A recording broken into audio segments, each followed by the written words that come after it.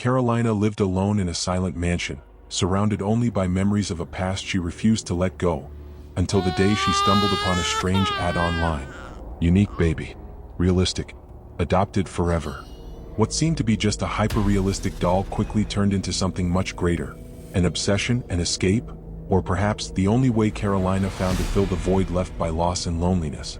But how far is someone willing to go to protect what they believe is real? What begins as an innocent purchase spirals into isolation, delusions, and finally, a desperate intervention. This is a disturbing, intense, and above all, profoundly human story.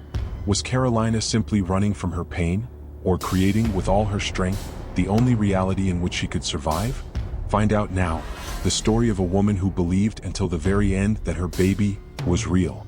Before we dive into this haunting story, if you enjoy intense, psychological narratives that make you question what's real, don't forget to subscribe and turn on notifications so you never miss another story like this. Now, get ready, because what you're about to hear will stay with you long after it ends. The rain tapped softly against the glass windows of the mansion, creating a constant sound, repetitive, almost hypnotic. Carolina sat in the leather armchair in the main hall, wrapped in a heavy blanket, staring intently at the unlit fireplace. The flames hadn't burned for months, maybe years, just like she hadn't felt alive for a very long time. The mansion, immense, silent, and cold, felt like a mausoleum of memories. Every room hid a memory: the piano she never played again, the guest room that was never occupied, the garden slowly withering away with no one to care for it. She had inherited it all: the businesses, the shares, the properties, and the loneliness.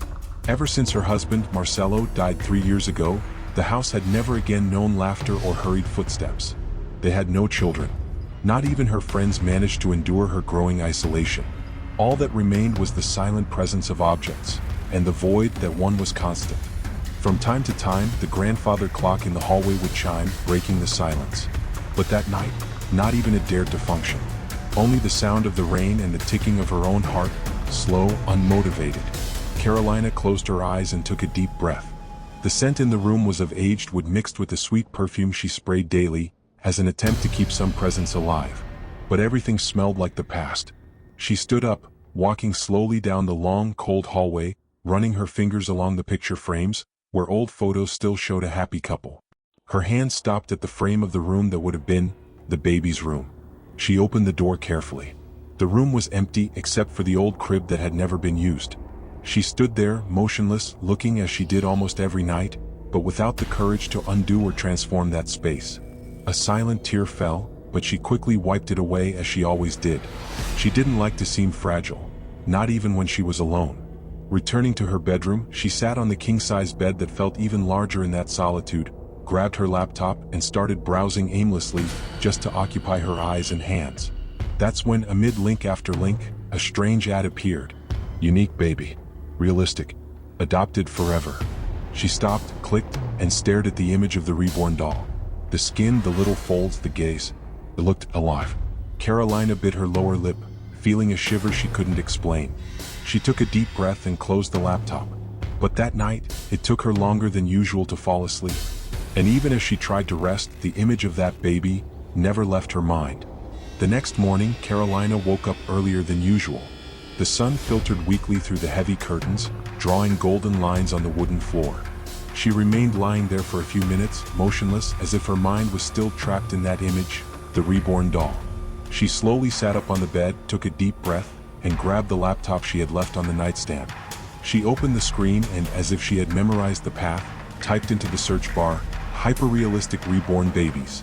An extensive list appeared, but none of the first ads caught her interest. They seemed too ordinary, too commercial. She scrolled down, slowly, until, amid hundreds of options, a discreet banner caught her attention. Unique. Inmate. Realistic. Adopt, don't buy. There was something in the simplicity of that phrase that made her heart beat a little faster. She clicked. The website was different. Black background, white letters. No brand, no phone number, just photos of a reborn baby, and a detailed description as if it weren't just a doll, but a being with its own story. Leo.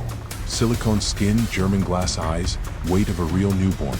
Created to bring comfort, but only for those truly prepared to care. Carolina ran her hands along her arms, shivering even though she knew it was just marketing. Or was it more than that?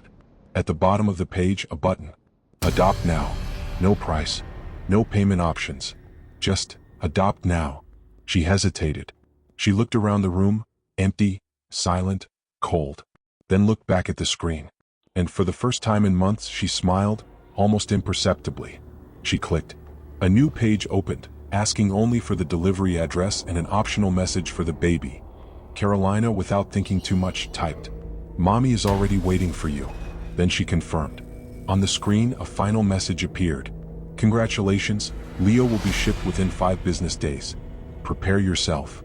Carolina closed the laptop, leaned back against the headboard, and for the first time in years, felt a strange euphoria running through her body, like someone truly waiting for the arrival of a child. The sound of the rain, still stubbornly falling, seemed to sing a new melody that morning. But what Carolina didn't know was that click would change her life forever. 5 days. Carolina spent 5 long days counting the hours and the minutes. Every sound at the mansion's gate made her heart race.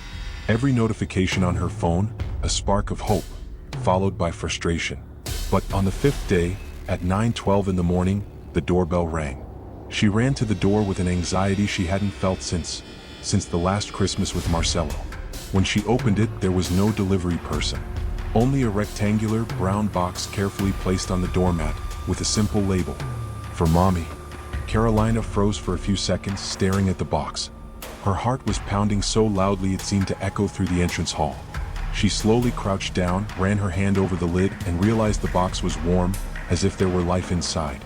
She took a deep breath, grabbed the scissors from the kitchen, and with trembling hands, cut through the packing tape.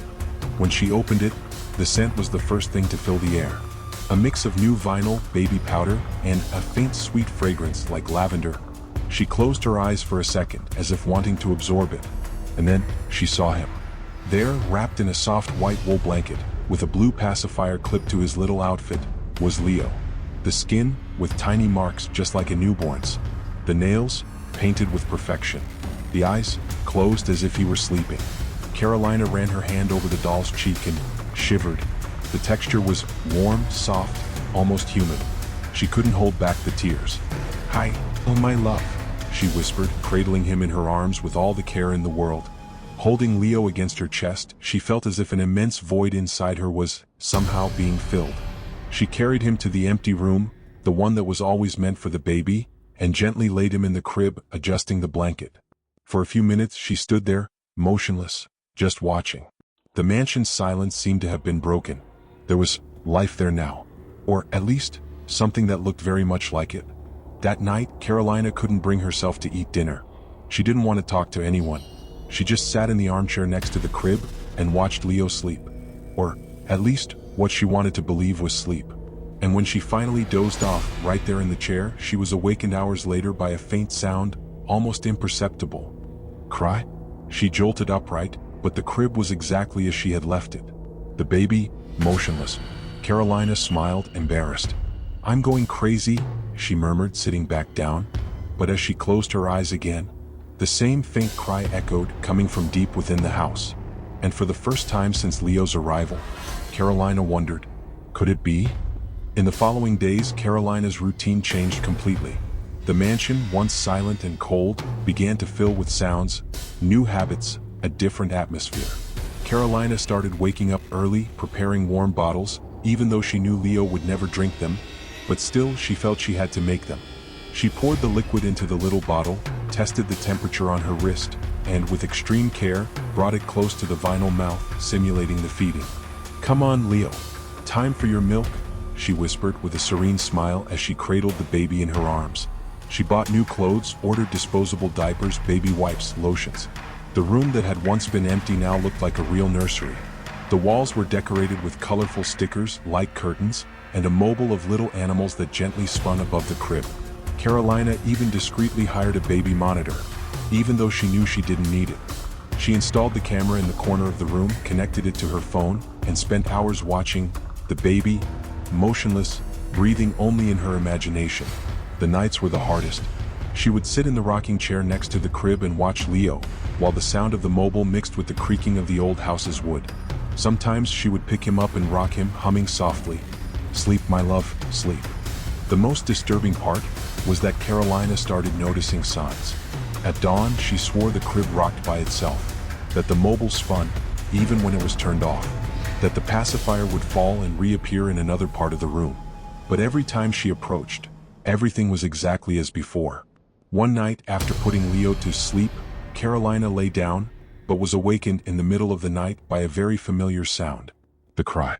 She got up quickly, crossed the hallway, and stopped at the bedroom door. The crying stopped. Leo was there, serene, motionless. She looked at the crib, her heart racing, and then naturally picked him up in her arms and whispered, "It's okay, Mommy is here," and strangely she had the sensation that he was warmer. Carolina didn't realize it, but day after day she was withdrawing from the world. Her sister's calls, she ignored. The company's emails, she deleted. Even the few friends she had left, stopped insisting. In the mansion now there was only her and Leo. And deep down, Carolina believed with all her strength that this was all she needed. But outside, the real world was starting to notice that something wasn't right. The night was especially cold. The trees in the garden swayed with the wind, producing creaks that reverberated through the old mansion's walls. But Carolina didn't hear any of it. Sitting in the rocking chair beside the crib, she gently stroked Leo's forehead, as if she could soothe a real newborn. Her eyes were heavy, but she resisted sleep. She felt that, if she let herself get distracted, she might miss something important. It was only when the living room clock announced, with a metallic chime, 3 strikes, that Carolina realized she had dozed off. She opened her eyes abruptly. The room was submerged in shadows. The dim light of the bedside lamp cast distorted shapes on the walls. The mobile, still, but for some reason Carolina had the impression it had just been spinning. She looked at the crib. Leo was there, motionless, the pacifier resting at the corner of his mouth, the blanket slightly shifted. She smiled, relieved, but then came the sound. A cry. Low, drawn out, coming from the hallway. Carolina froze. She slowly turned her head, staring at the half-open door. The cry continued, a muffled lament, like a baby lost somewhere in the house. "Leo?" she asked instinctively, even though she knew he was right there in the crib. She stood up carefully, her heart pounding, and walked to the door, peered through the crack. The hallway was empty, dark, cold. She took one step outside, the floorboards creaking under her bare feet. The crying stopped. Absolute silence. Carolina stood there, motionless, feeling her own breath, heavy, ragged. She returned to the room, closed the door, and sat again in the chair, holding Leo tightly. "It was just my imagination, she repeated like a mantra. But at that exact moment, she heard another sound. Not a cry this time. This time, a laugh. Faint, high-pitched, coming from downstairs. Carolina closed her eyes, clutching Leo against her chest, and began rocking herself back and forth, like a frightened child. The mobile above the crib spun on its own, slowly, and one of the little figures fell to the floor with a dull thud. She opened her eyes and, in an almost inaudible whisper, said, "I'm not alone." And from that night on, the sound of a baby crying in the middle of the night would become part of the routine. But no one else, besides Carolina, could hear it. The phone rang several times that morning, but Carolina didn't answer. She was busy cradling Leo in her arms, gently running her hand through the doll's synthetic hair, whispering old songs that their mother used to sing. The cell phone vibrated on the counter, insistent until it stopped. Then, silence. A few minutes later, the mansion's intercom rang. Carolina frowned, irritated by the interruption. She slowly moved away from the crib, adjusted Leo's blanket, and walked over to the security panel. On the screen, she saw a familiar figure, her sister, Patricia. "No," she muttered, annoyed, pressing the button. "Carolina? It's me. Please open up." Patricia pleaded, her voice anxious. Against her own will, Carolina pressed the release button and unlocked the gate. Within minutes, Patricia crossed the garden, entering through the front door. She stopped, frozen, shocked by what she saw. The mansion's hall, once elegant and sober, was now overtaken by toys, diapers, bottles. It looked like an abandoned daycare. Photos scattered on the furniture showed Carolina holding Leo, as if he were real. Patricia took a few steps, calling out, "Carol? Where are you?" From the top of the staircase, Carolina appeared, holding Leo in her arms, rocking him, with a look that was distant, vacant. He just fell asleep," she said in a soft, almost hypnotic tone. Patricia approached, hesitant. "Carolina, we need to talk." You know he's not real, right? Carolina clutched the baby tightly against her chest. He's more real than anyone who's ever been in this house, she replied coldly. Patricia took a deep breath, holding back tears. You need help, Carol? Look at yourself. Look at this house. Everything is out of control. But Carolina didn't seem to hear. She stroked the baby, whispering, Mommy is here. Mommy will never leave you. Patricia placed a hand on her sister's shoulder, trying to pull her back to reason. Please, I'm worried. You've isolated yourself. You don't talk to anyone. You're living in a world that doesn't exist. At that moment, Carolina slowly turned and, with her eyes fixed, said, My world is him. Patricia felt a chill down her spine. She realized that any attempt at dialogue was slipping away right there. She took a step back, tears welling up in her eyes.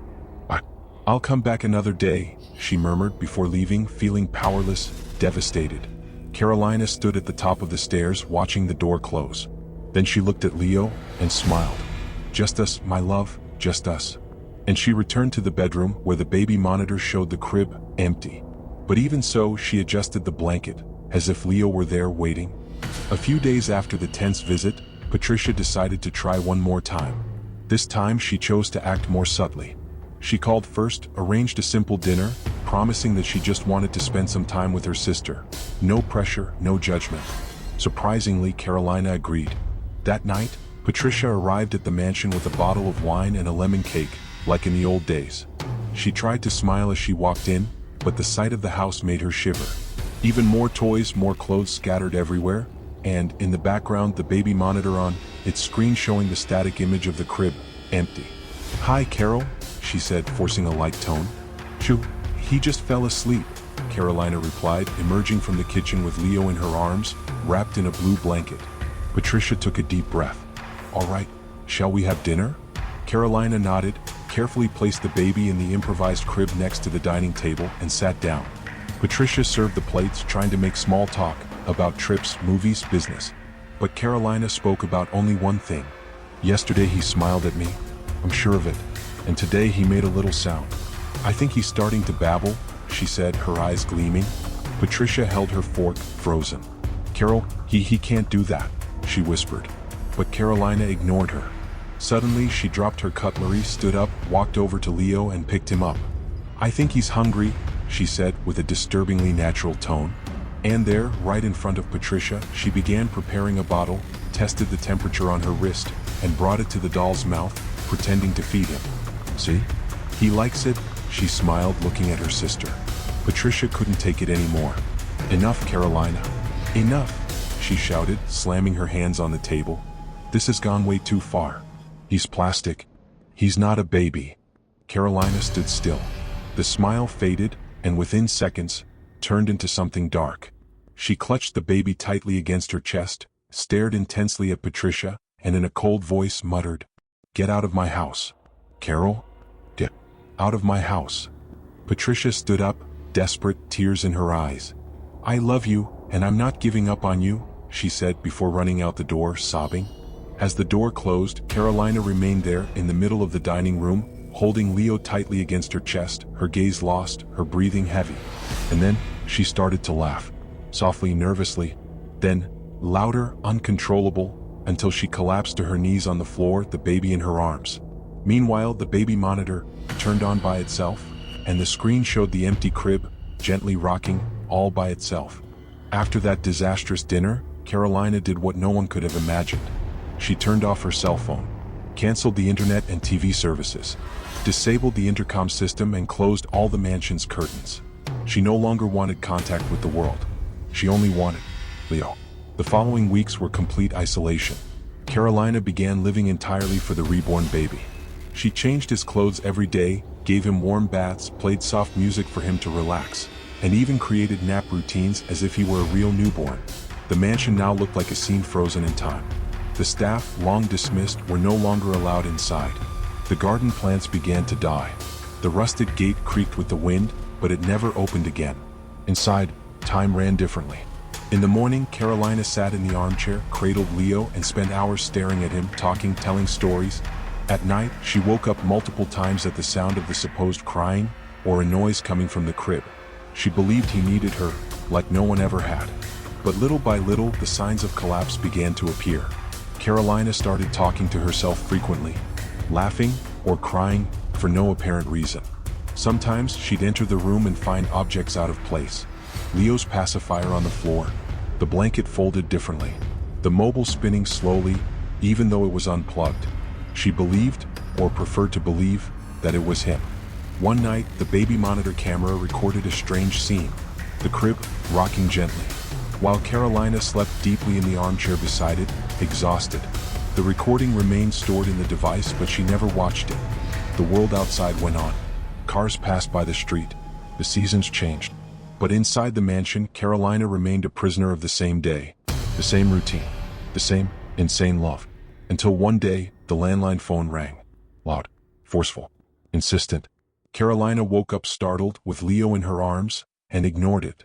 The phone rang again and again, for hours, days, but she never answered. She didn't know that on the other end, Patricia was calling, desperate, trying, begging for a response. But for Carolina, the world had been reduced to just two beings, her and Leo. And that was enough. Or at least, that's what she wanted to believe. Patricia, increasingly anguished by her sister's silence, couldn't wait any longer. After countless unanswered calls, she decided to seek professional help. She scheduled, on her own, a visit with a therapist specialized in psychotic and grief disorders. That morning, Dr. Gustavo parked his car in front of the imposing, yet already decaying mansion. The garden, once impeccably maintained, was now overtaken by dry leaves and broken branches. The facade's paint was beginning to fade, and all the windows were shut, with heavy curtains covering any chance of peeking inside. Patricia stood by his side, restless. She doesn't answer. She won't respond to anyone. She just lives with that baby, she said, trying to hold back her tears. Dr. Gustavo nodded and rang the doorbell. Silence. He rang it again. Nothing. Then he tried knocking firmly on the massive wooden door. Carolina, it's Patricia. I brought help. Please, open the door, her sister pleaded. Inside, however, Carolina was sitting in the armchair, cradling Leo in her arms as she always did. The sound of the doorbell and the knocking didn't seem to reach her, or she simply chose to ignore it. Dr. Gustavo, concerned, walked along the side of the house, looking for an entrance or an unlocked window.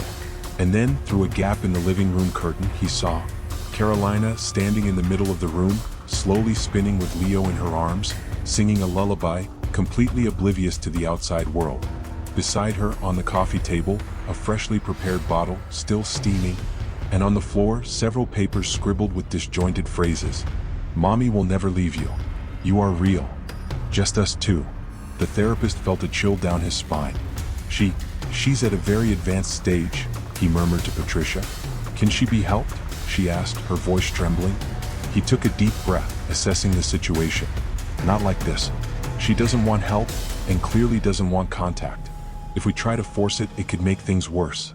Patricia held back her sobs. So what do I do? Dr. Gustavo looked through the gap again. Carolina was now sitting on the floor with Leo in her lap like a child playing with her favorite doll. But on her face, there was a serene expression, disturbingly serene. You wait, and watch, until she, or the system, realizes that she's a risk to herself. Patricia shook her head, desperate. Meanwhile, inside, Carolina picked up her cell phone, looked at the missed calls, and without any hesitation turned the device off for good. Then, she went back to cradling Leo, whispering, "They'll never understand, my love, never." And once again she locked all the doors, and the world outside grew even more distant. The nights had become far too long. Carolina no longer distinguished the days of the week, nor the seasons.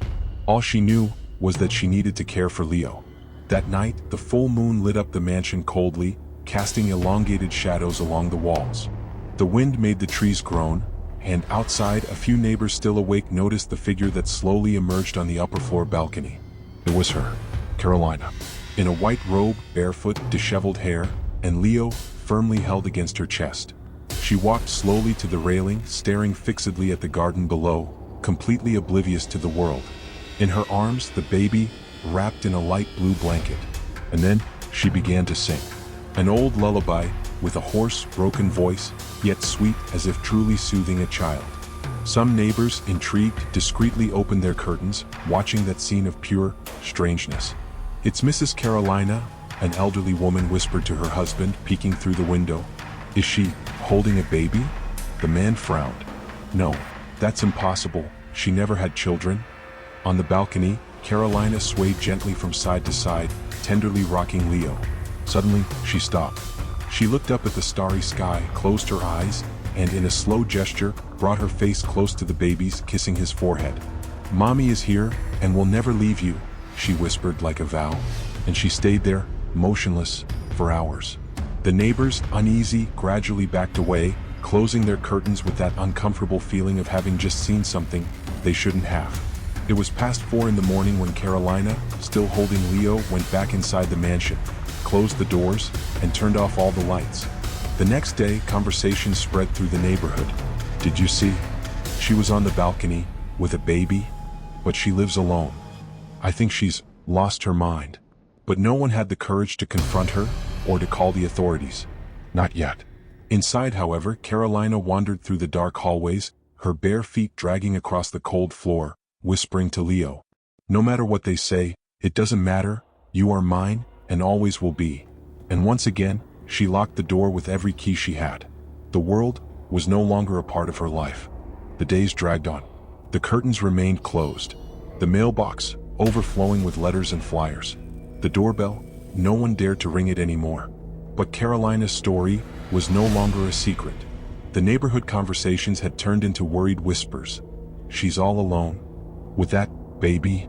No one goes into that house anymore."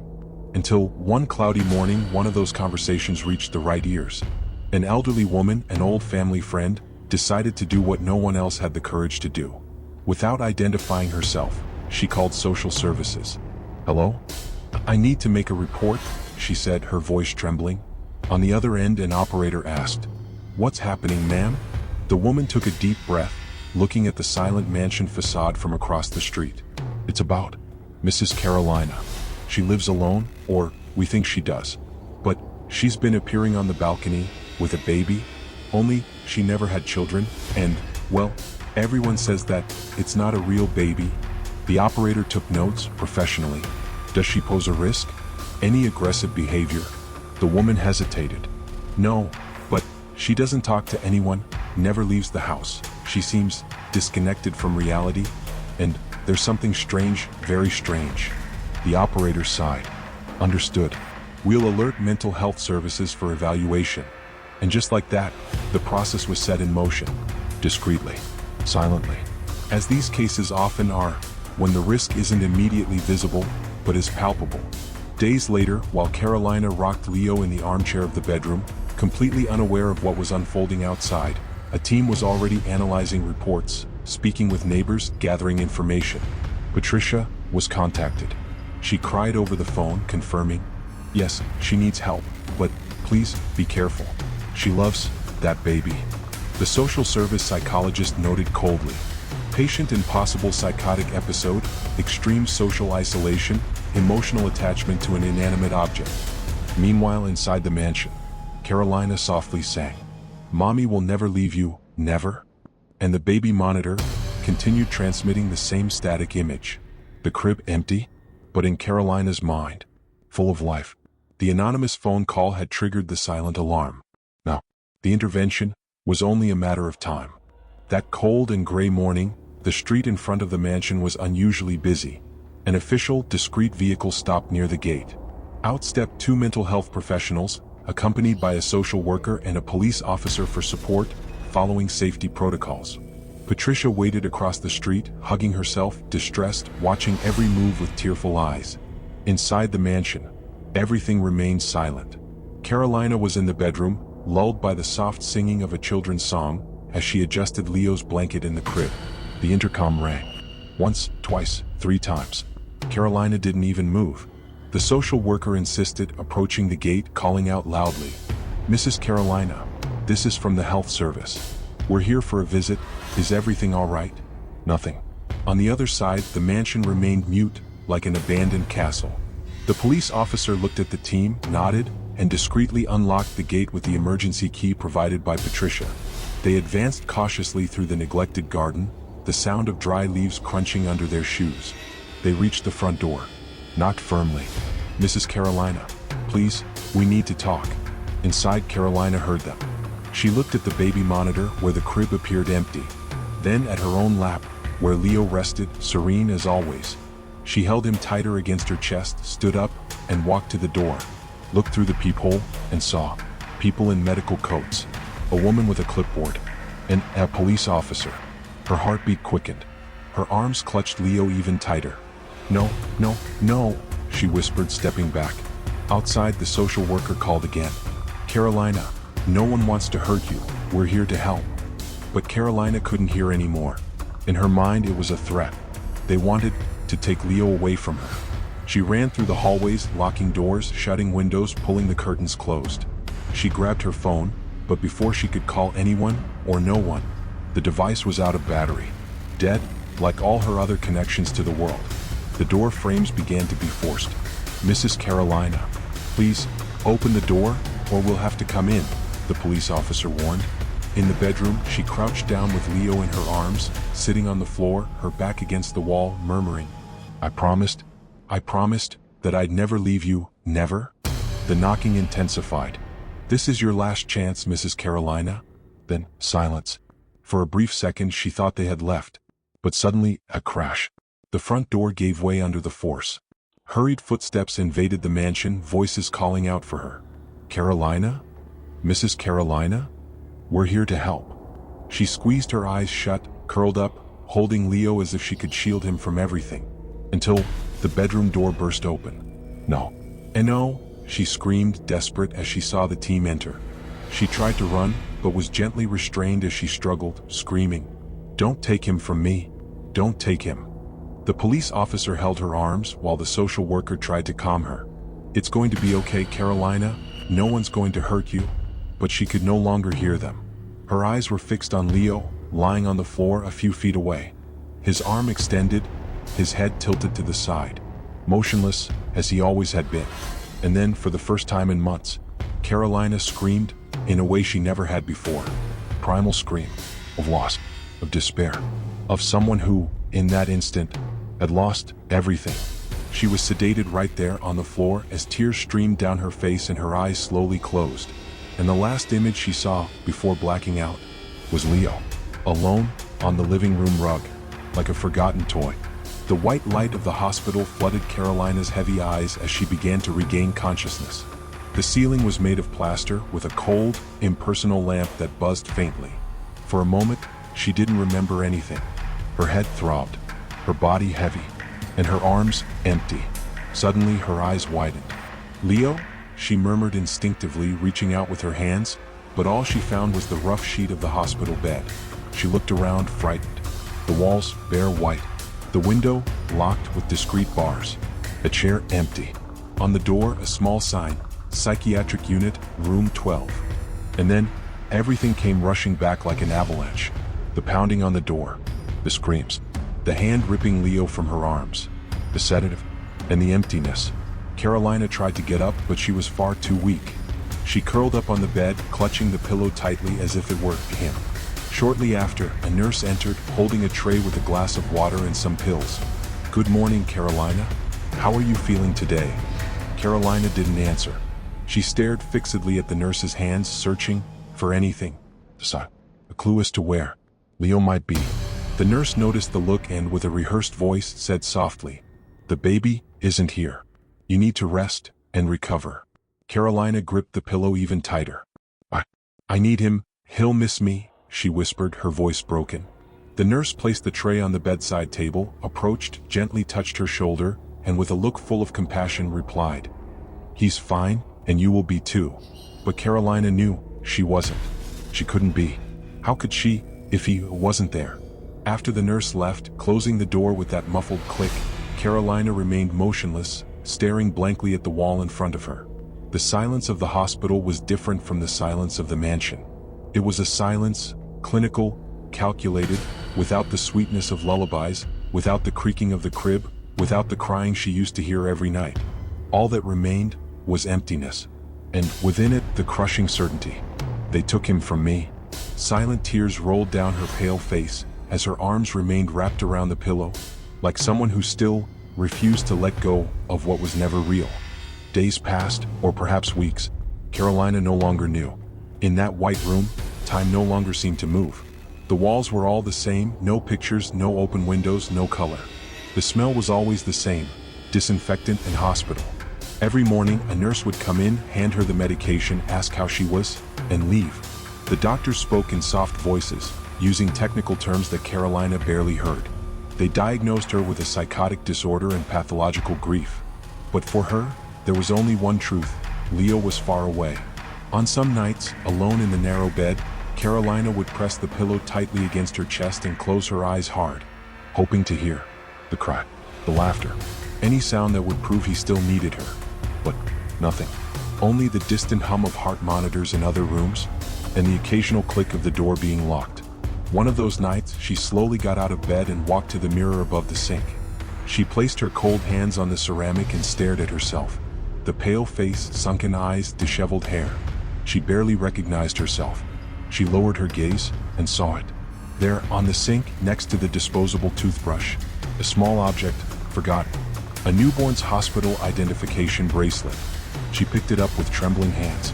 On the tag, a name, Leo. Carolina froze. Her heart raced. Her stomach twisted. And then, she began to laugh. Softly at first, then louder until she was breathless. She held the bracelet against her chest and went back to bed, curling up, with a melancholic smile as she caressed the worn plastic. "I knew it, you're here, with me," she whispered. The next day, when the nurse entered the room, she found Carolina sleeping, hugging the bracelet. And beside her, the pillow positioned like a small body, wrapped in the hospital's white blanket. The nurse stood still for a few seconds, observing, then, without saying a word, left, closing the door softly. And the white room remained silent. Only Carolina, and what was left of her illusion. There, intact. Months passed. The medical reports indicated slow but steady progress. Carolina now participated in some therapy sessions, took her medication regularly, and little by little, seemed calmer. The hospital staff spoke of supervised discharge. Patricia came to visit, bringing new clothes, trying with each encounter to rebuild a bridge over the ruins of their relationship. But no one truly knew what was going on inside Carolina. Until one spring morning, with the sun weakly streaming through the window, Nurse Louisa entered the room for the usual routine. "Good morning, Carolina," she said, opening the curtains. Carolina was sitting in the armchair beside the bed, serenely looking out at the hospital garden on the other side of the window. Her face peaceful, her body relaxed. But the most disturbing detail was in her lap. Carefully wrapped in a white blanket, with a blue pacifier clipped to the little outfit, there was Leo. Or perhaps another reborn doll. Identical. The nurse froze, her heart racing for a second. "Carolina, what is that?" she asked, her voice caught between surprise and concern. Carolina slowly turned her face, looked into the nurse's eyes, and smiled. A sweet smile, calm, almost maternal. "He never left me. He just stayed, quietly, waiting for mommy to get better." The nurse tried to suppress her unease. "Who brought?" Carolina gently caressed the doll's head, adjusted the blanket, and replied in a whisper, "I always had him with me." Then, she looked back out the window, softly rocking the chair, as she used to do during the solitary nights at the mansion. The nurse, unsure how to react, noted in the chart, "Patient calm. Maintains maternal behavior with inanimate object," and left the room, quietly closing the door. Outside, life went on. Birds sang. Patients walked in the garden. Cars passed by on the street. And inside, Carolina remained, in her world, with Leo in her arms, smiling, rocking him gently, as if nothing, absolutely nothing, had changed. If this story touched you or made you think, leave a comment below. Would you have done anything differently if you were in Carolina's place? Like this video to support our work and share it with someone who loves suspenseful, psychological tales. And remember, sometimes the most powerful stories are the ones that blur the line between reality and illusion.